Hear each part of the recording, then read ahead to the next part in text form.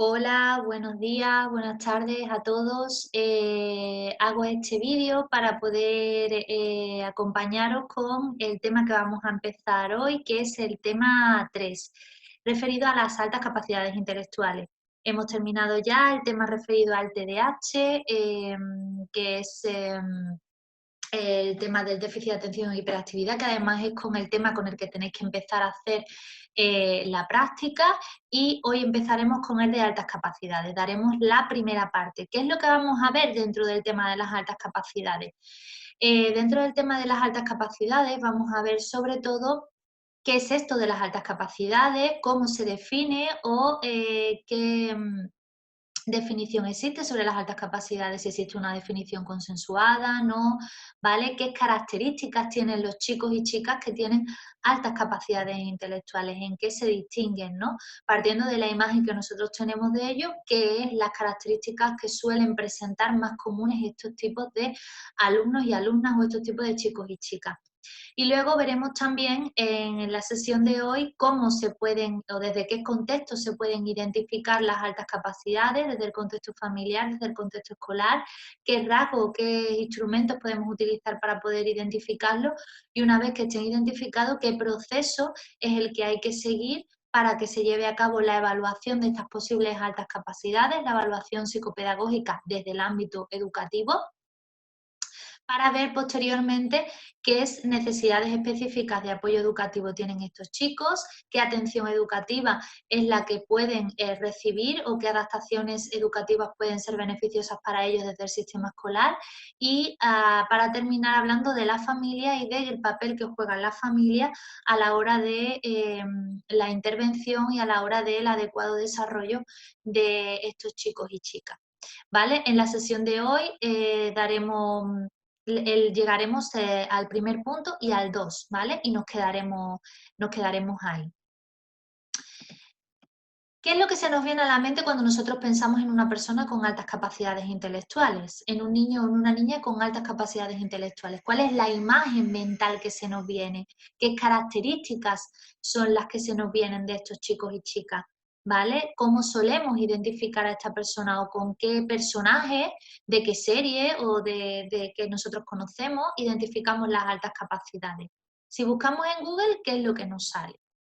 Y bien, si buscamos en Google nos pueden salir estas imágenes, ¿no? La imagen de diferentes chicos y chicas asociados con lenguaje matemático, con el E es igual a mc al cuadrado, que es la fórmula de Einstein, o con determinadas características, ¿no? Por ejemplo, las gafas, el interés por lo matemático, por el estudio, ¿no? Y son algunos de los rasgos que podemos encontrar en imágenes en Internet. O se nos vienen también imágenes de series como Sheldon Cooper, de Big Bang Theory, o imágenes de personas famosas como Einstein, ¿no? Personas sobre todo asociadas con la ciencia. O esta es la imagen que se me viene a mí, pero a lo mejor a ti se te viene una imagen distinta. Partiendo de esta imagen mental, ¿qué es lo que es real y qué es lo que es parte de la imagen que nos han dado cinematográficamente, a lo mejor, ¿no? O socialmente? Pero, ¿qué es esto de las altas capacidades? Es decir, ¿realmente existe una definición acerca de las altas capacidades? Hace poquitos años que se está estudiando la inteligencia y concretamente las altas capacidades. El desarrollo de investigaciones en torno a las altas capacidades ha dado lugar a una gran cantidad de teorías y de modelos explicativos sobre las mismas, pero también ha dado lugar a que no haya consenso en relación a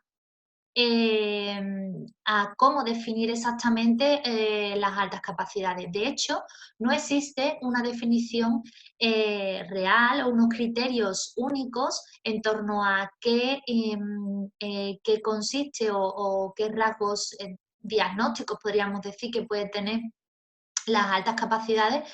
No hay un único modelo en España, ni siquiera en las comunidades autónomas. Es decir, dentro de nuestro sistema educativo, a la hora de definir altas capacidades, cada comunidad autónoma lo define o incluye criterios diferentes, no hay criterios comunes, no hay una definición oficial.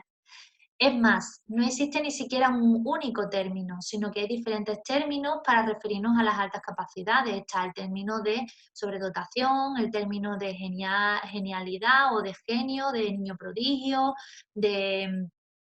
hay diferentes términos para referirse, ni siquiera hay un único término, ¿no? Entonces, dentro de las teorías vamos a centrarnos en una concreta que es la teoría de los tres anillos de Renzulli del 77. Renzulli habla de sobredotación, no de altas capacidades, y define la sobredotación como ese aspecto que forma parte de la intersección de tres principales anillos, ¿vale? Son tres características las que tienen las personas con sobredotación para Renzulli, que es una habilidad por encima de la media a la hora de resolver problemas, de enfrentarse a problemas, a la hora de trabajar, tiene tanto habilidades generales como específicas muy por encima de la media, un elevado compromiso con la tarea, una persistencia, una gran motivación en las tareas que realiza y una elevada creatividad, ¿vale? Definiendo creatividad como la fluidez, la flexibilidad y la originalidad a la hora de enfrentarse a situaciones, a la hora de crear o de resolver problemas, ¿no? Vale. Hablamos de que existen diferentes términos. Renzulli habla de sobredotación, pero hay diferentes términos según distintos autores. Entonces, en la actualidad, como hablamos, no hay un acuerdo en la comunidad científica para poder ofrecer una definición única en relación a las altas capacidades intelectuales, que es el término que nosotros vamos a usar en el tema, ¿vale? Entonces, según cómo se defina, pues nos estamos refiriendo a un aspecto u otro. Por ejemplo, muchos autores hablan de personas precoces, ¿vale? Dentro de la precocidad, ¿cómo se definiría? Pues como un desarrollo temprano en una o varias áreas que se pueden confirmar o no las características que presentan una vez que se consolide la maduración de su capacidad intelectual. Con respecto a otros autores, hablan de personas que son genios, ¿no? Con las altas capacidades intelectuales.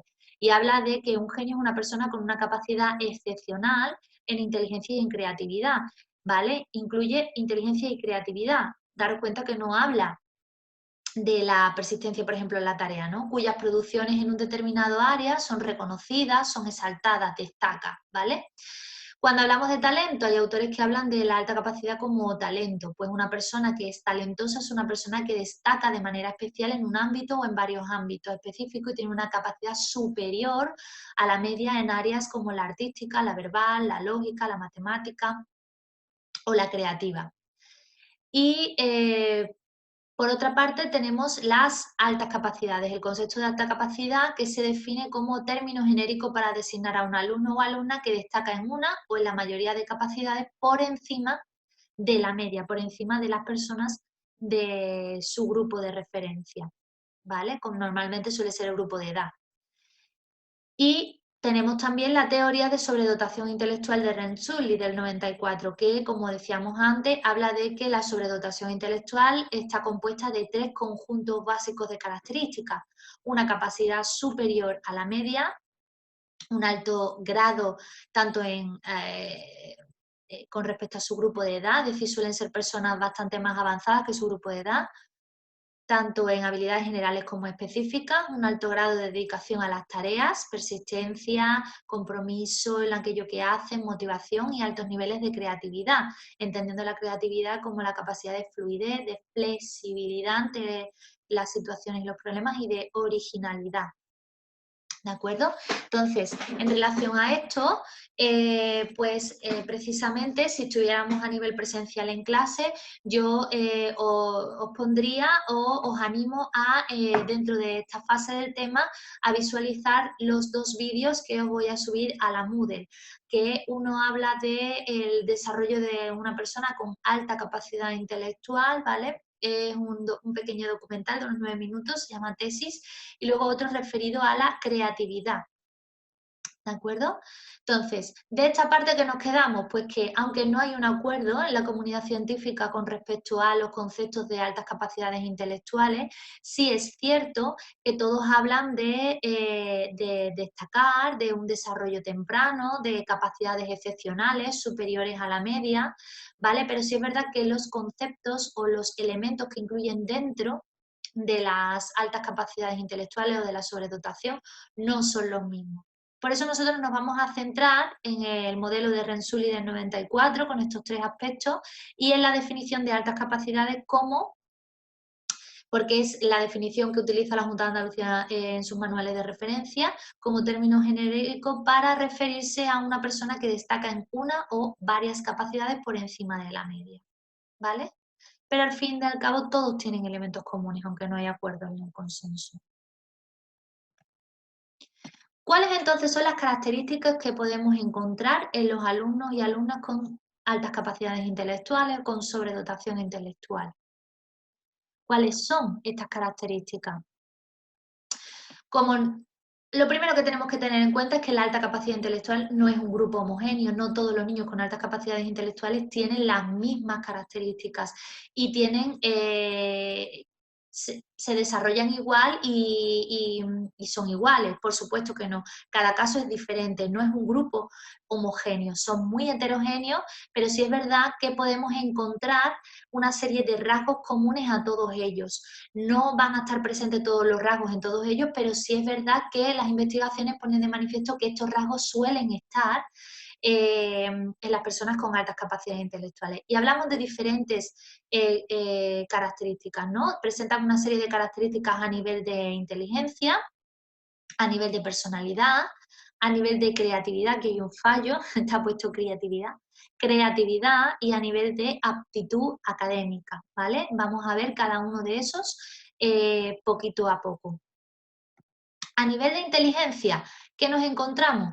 Pues a nivel de inteligencia nos encontramos que son personas que suelen comprender y manejar símbolos, ideas abstractas, complejas, ideas nuevas y las captan con mucha rapidez. Son capaces de establecer relaciones complejas y con conceptos abstractos de forma rápida. Suelen relacionar muy bien las ideas y los principios. Además, suelen ser personas que tienen mayor rapidez en el procesamiento de la información.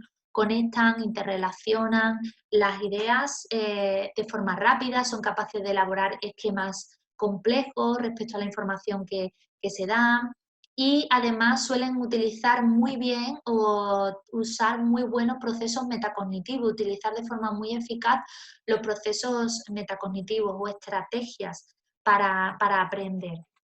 ¿De acuerdo?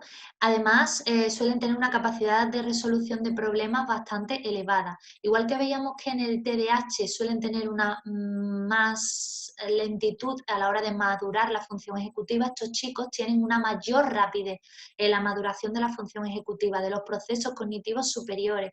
Y sobre todo ese director de orquesta pues conecta y crece más rápido. ¿Vale? Por eso tienen una gran capacidad a la hora de resolver problemas, tienen gran habilidad a la hora de conceptualizar, a la hora de razonar, de argumentar, de preguntar, de sintetizar la información. Suelen ser personas muy curiosas que tienen un gran deseo constante por saber el porqué de las cosas, por indagar, por profundizar y tienen una gran variedad de intereses y aquello que les interesa suelen profundizar bastante. Tienen una gran memoria, lo que les permite retener y poder conectar mejor las ideas y un desarrollo madurativo precoz en las habilidades perceptivo-motrices, en las habilidades atencionales, en las habilidades comunicacionales y lingüísticas. Lo que hablábamos, su desarrollo neuronal va más rápido que el de la media. Eso no significa que tengan un buen control emocional o que tengan inteligencia emocional, ¿eh? Es algo diferente, ¿vale? Estamos hablando a nivel de cognición y de razonamiento.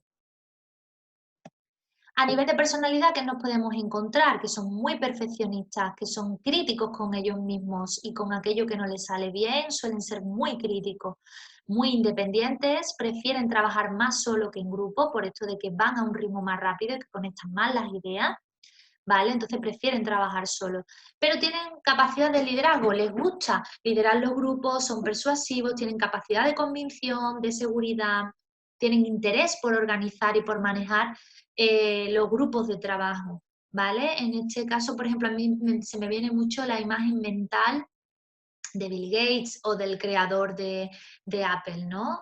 Tienen capacidad de liderazgo, son persuasivos, convencen, ¿vale? Ellos tenían altas capacidades o tienen, ¿no? Son perseverantes en aquello que les gusta, en aquello que les motiva, profundizan, investigan y siguen una y otra vez, ¿no? Esto tiene también mucho que ver con los inventos, ¿no? Cómo no se rinden y siguen y siguen. Es un rasgo, por ejemplo, que también se ve mucho en The Big Bang Theory, ¿no? En el personaje de Sheldon Cooper, cómo le cuesta mucho el fracaso y ellos son persistentes investigando una y otra vez, todo el grupo en general, ¿no? Pero son muy sensibles en el mundo que les rodea, son muy sensibles sobre todo con los temas morales, éticos, les suele preocupar el tema de la justicia, tienden a responsabilizarse tanto de su éxito como de su fracaso, que el fracaso les cuesta un poquito más, pero son responsables, se responsabilizan de esto, ¿no? Suelen tener cambios bruscos de humor, a veces explosiones emocionales, son muy sensibles, sobre todo son muy sensibles hacia el sufrimiento ajeno, esto es algo característico también de ellos, y suelen tener, o también pueden tener, no suelen, pero sí pueden tener por este desarrollo más precoz y por esta independencia y esta capacidad de conexión de ideas, tener dificultades en la relación social, especialmente a edades más tempranas, que su crecimiento, se nota mucho más la diferencia con los otros niños, ¿no? Que su desarrollo es mucho más avanzado y hay más diferencia. A nivel de creatividad, ¿a qué nos encontramos? Pues que suelen ser muy flexibles, tener ideas muy flexibles, tener un pensamiento lo que se conoce divergente, ¿vale? No un pensamiento lineal, sino circular, buscan conectar continuamente las ideas, abordan problemas y conflictos desde diferentes puntos de vista, no solo desde uno, lo que hablábamos de la linealidad. Suelen ser fluidos en las ideas, originales a la hora de dar soluciones, hay una gran elaboración y flexibilidad a la hora de elegir procedimientos para resolver un problema, para mostrar opiniones, para valorar las opiniones ajenas. Les gustan mucho los debates. Le gusta desarrollar un pensamiento productivo más que reproductivo. Le gusta producir cosas nuevas, la novedad, más que reproducir algo que han hecho otros. Tienen gran capacidad de iniciativa, son muy creativos y originales en aquello que hacen, en juegos, en dibujos, a la hora de componer, de la música. Tienen gran imaginación y gran fantasía. Y esto es algo que les caracteriza, ¿no? Suelen meterse también muy bien dentro de su mundo imaginativo, muy fantasioso. Por eso también muchas personas que tienen altas capacidades están metidas también en el desarrollo creativo de videojuegos, de gráficos y todo este mundo.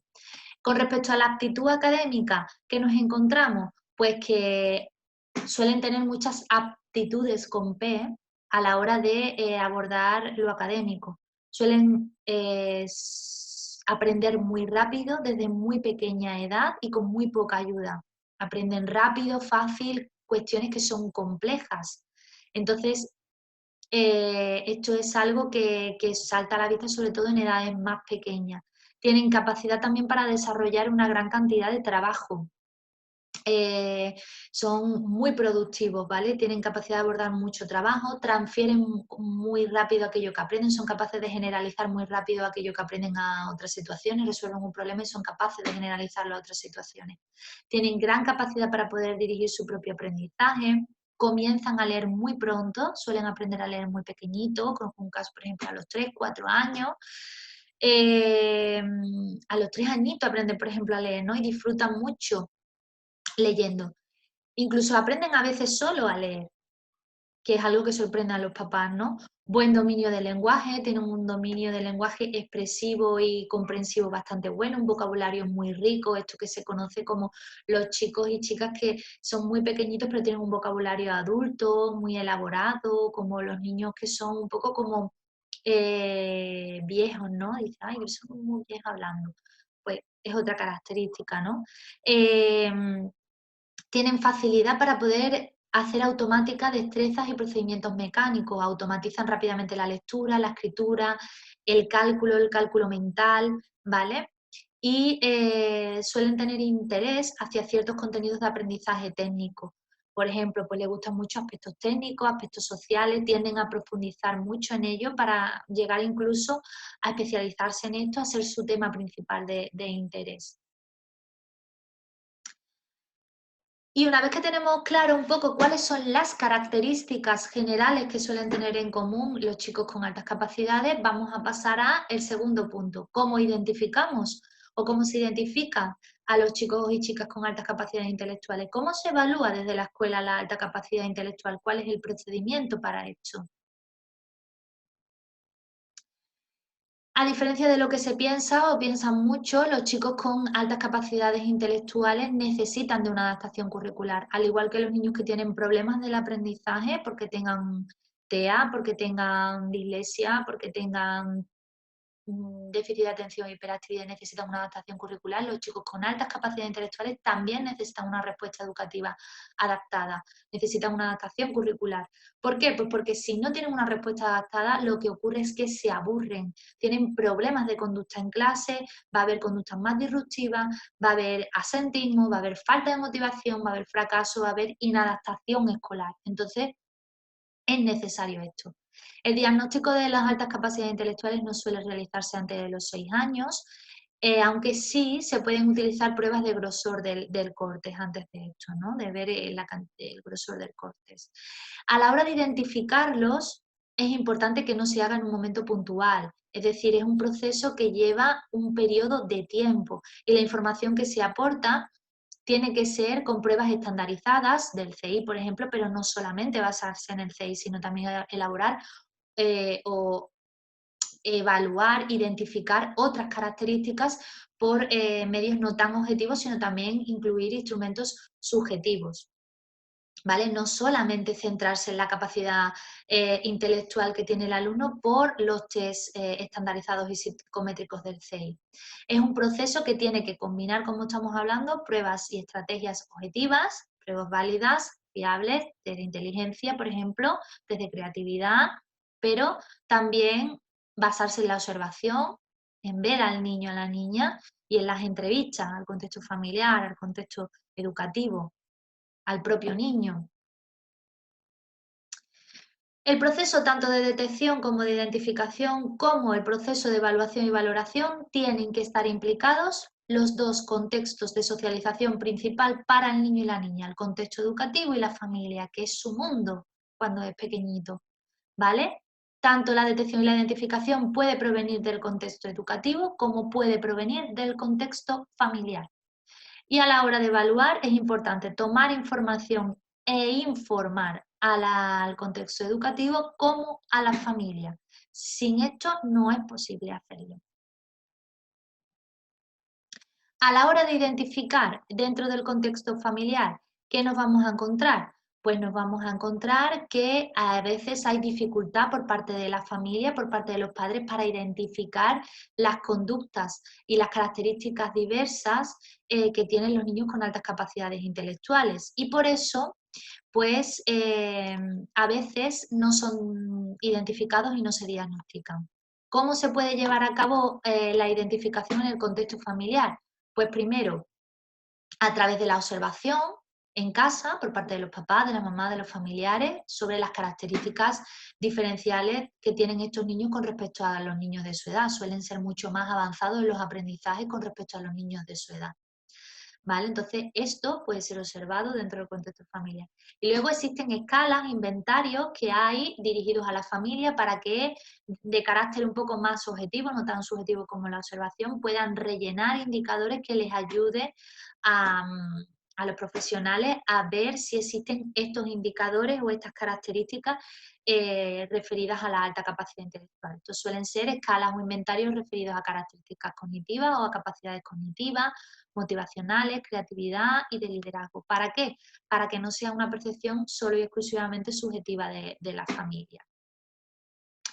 A la hora de identificar en el contexto escolar, ¿qué nos encontramos? Pues que para poder identificar en el contexto escolar podemos utilizar diferentes instrumentos, nos podemos valer de diferentes aspectos. Uno de ellos es el expediente académico, es decir, a través del expediente académico y de cualquier valoración que haga el profesor en relación al desarrollo académico del niño. Por ejemplo, puede ser a través de las calificaciones, a través de cuáles son sus hábitos de estudio, de cómo resuelve un determinado problema, también acerca de cómo afronta una determinada tarea, a través de las composiciones que presenta, ¿vale? De las redacciones que hace, los trabajos que presentan. Otro elemento, la observación de cómo se desenvuelve este niño dentro del aula, dentro del contexto escolar, qué preguntas hace, si las preguntas son superficiales o profundas, si el nivel de vocabulario que tiene, cómo son las producciones que hace en clase, qué procedimientos son los que utiliza para resolver los problemas. Todo esto puede observarse dentro de clase, qué tipo de preguntas hace, si son superficiales, si son más profundas, ¿vale? Por qué temas de interés o áreas de interés se suele centrar o se suele interesar. Luego, analizar las tareas escolares, lo que estábamos hablando, ver cómo son sus producciones, si realiza un cuento, qué nivel de narración tiene el cuento, qué vocabulario utiliza, los razonamientos que hacen los trabajos, si el nivel de profundidad en la que realizan los deberes escolares, si el nivel de participación que tienen las tareas escolares y cómo las hace. ¿Vale? Luego, por supuesto, también al igual que con la familia, existen escalas e inventarios que se le facilitan al profesorado con una serie de indicadores por parte de los servicios de orientación para que puedan rellenar y poder, de una forma un poco más objetiva, pues también identificar características de este alumnado y poder identificar algunos alumnos con altas capacidades. Y luego, por último, están las pruebas estandarizadas que se hacen al grupo clase. Sabéis que a nivel estatal y a nivel de comunidades autónomas también suelen realizarse pruebas de diagnóstico, pruebas al inicio de curso o al final de curso sobre rendimiento, las pruebas iniciales, que también, u otro tipo de pruebas que pueden ser a nivel preventivo o a nivel de evaluación o de detección inicial, que pueden también detectar alumnos con altas capacidades cuando se aplican dentro del grupo clase que a lo mejor antes habían pasado desapercibidos. ¿Cuál es el proceso una vez que tenemos identificados los rasgos del chico o chica que es posible que tenga altas capacidades? ¿Cuál es el procedimiento para llevar a cabo la evaluación desde el entorno escolar? Bueno, pues desde el protocolo que se estipula en la Junta de Andalucía, el procedimiento que sería el siguiente. Primero, tenemos a un chico, yo soy profe o soy papá, mamá, y tengo una tutoría con el profesor y el profesor tutor me dice que también ha identificado una serie de rasgos que pueden ser de altas capacidades en el niño. Entonces, el tutor, con respaldo del equipo directivo, acude a el equipo de orientación educativa en caso de que sea en secundaria o al el equipo de orientación educativa en caso de que sea primaria o el departamento de orientación en caso de que sea en secundaria y solicita que al chico o a la chica se le haga una evaluación psicopedagógica sobre las altas capacidades. El orientador o orientadora o el equipo recibe esta solicitud y empieza a analizar la información que existe por parte de la familia y por parte de los docentes. Es decir, empieza a recoger información por parte de estos dos ámbitos a través de escalas o de entrevistas, en donde se puedan valorar indicadores presentes de altas capacidades, ¿no? Una vez que ya ha valorado la información que viene por parte de las escalas, de las entrevistas, por parte del tutor, de los indicadores que él ha observado y los indicadores que ha observado la familia, pues el orientador o orientadora empezaría a realizar la evaluación con el chico o la chica, haciendo escalas de inteligencia, de creatividad, de diferentes aspectos, ¿vale? Llevando a cabo entrevistas con el propio niño, observación, al igual que con la familia o con el profesorado si es necesario hacer en este proceso también entrevistas, ¿vale? Una vez que ya está hecha la evaluación propiamente dicha, con las escalas, las entrevistas, el orientador o orientadora tiene que efectuar el informe psicopedagógico con los resultados de esa evaluación y donde, en caso de que tenga altas capacidades educativas, altas capacidades intelectuales, pues entonces dará una serie de orientaciones acerca de cómo se tiene que atender a este chico, qué respuesta educativa tiene que tener en base a las necesidades educativas que presenta, ¿vale? Entonces, una vez que tiene el informe psicopedagógico, informará a la familia, tanto si tiene altas capacidades como si el resultado es que no tiene altas capacidades, sobre las conclusiones que ha llegado el informe y sobre las medidas a adoptar para que el niño tenga el mejor desenvolvimiento educativo posible. Y dará, en caso de que tenga altas capacidades, orientaciones a la familia para para su adecuado trato dentro de casa, ¿vale? Para que se le pueda, para que se pueda trabajar lo mejor posible con él, ¿no? Y a qué recursos, por ejemplo, puede acudir fuera del contexto escolar que puedan ayudar en su desarrollo. Por supuesto, esta información también se hace al equipo educativo, donde se le dan las conclusiones y se le dan las orientaciones sobre qué adaptaciones tienen que hacer, qué respuesta educativa tienen que darle al niño. Una vez que están estos dos aspectos, se pone en marcha la respuesta educativa, la adaptación curricular que se vaya a hacer con el chico, la medida que se adopte, y por supuesto se tiene que llevar a cabo un seguimiento. Este seguimiento lo llevará a cabo el tutor con el orientador o el equipo de orientación educativa y el equipo directivo tendrán que ir, el jefe de estudio tendrán que valorar cómo están yendo estas medidas, si están funcionando o por el contrario es necesario modificarlas, ¿vale?